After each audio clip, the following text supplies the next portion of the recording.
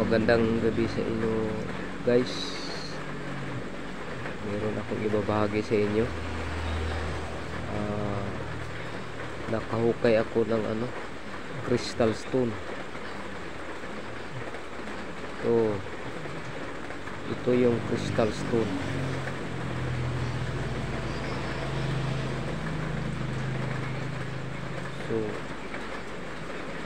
Meron pala tayong crystal stone sa Pilipinas.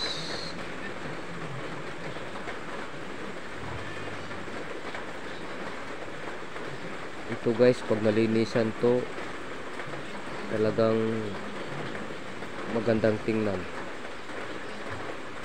Kulay puti siya. Ito, sinampulan ko lang dito. Medyo nilinisan ko konti.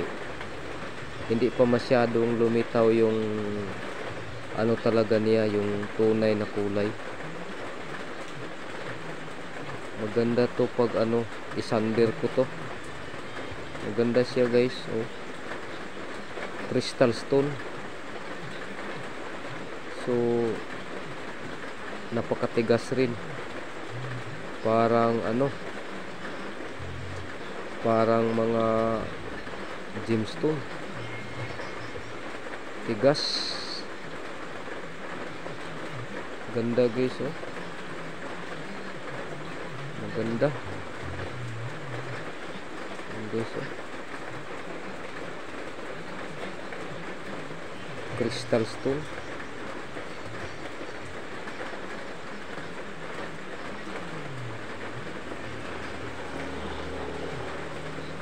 Ito rin ay isang marker, palatandaan. So nakuha ko to sa site namin, crystal stone. Mayroon pala silang mga marker na palatandaan na nilagay lang. Ito lang guys, isa lang. So palatandaan lang talaga to. So ibig sabihin positive ang area, tapos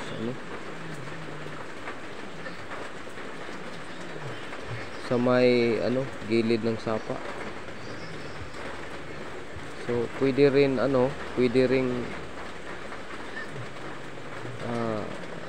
naghanap sila ng crystal stone dito sa atin. So nilagay nilang ngayon lang ako nakakita ng mga ganitong crystal stone sa atin. Kumikinang-kinang siya guys,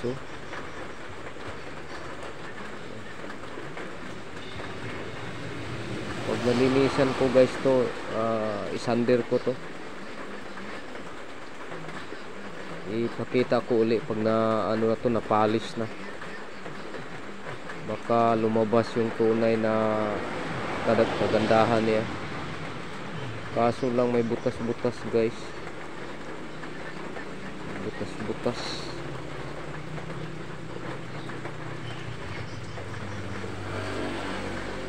Ganda kong tingnan,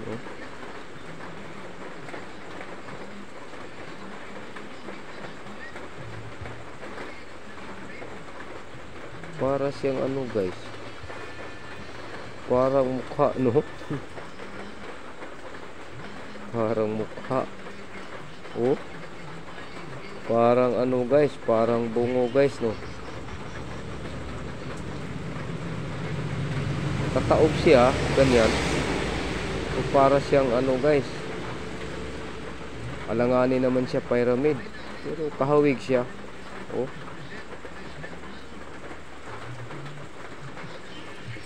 Pero sadyang butas-butas lang siguro to. Pero ito guys,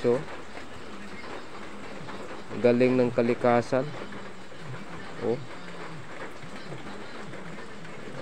Parang mukha ng tao. Parang parang Buddha.